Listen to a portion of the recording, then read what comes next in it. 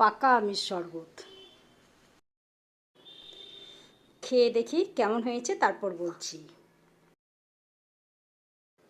অসাধারণ।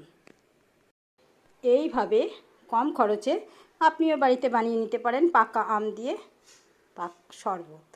সুস্বাস্থ্যও ভালো থাকে আর খেতেও ভালো লাগে। ম্যাঙ্গো জুস বানানোর জন্য প্রথমে একটি পাকা আমকে কেটে নেব। তারপর চাকুর সাহায্যে এরম ভেতর থেকে ছোট ছোট করে কেটে নেব। এবার মিক্সি জারের মধ্যে আমের টুকরোগুলোকে ফেলে দেব। সাথে দেব বাজার থেকে আনা দইয়ের প্যাকেটের থেকে কিছুটা দই, সামান্য জল, 2 চামচ চিনি আর সামান্য নুন অ্যাড করে মিক্সি জারের মধ্যে ঘুরিয়ে নেব। বাস নামিয়ে নেব। হয়ে গেল আবার ম্যাঙ্গো জুস। এইভাবে আপনারাও ঘরোয়া পদ্ধতিতে বাড়িতে তৈরি করতে পারবেন সুস্বাদু ম্যাঙ্গো জুস।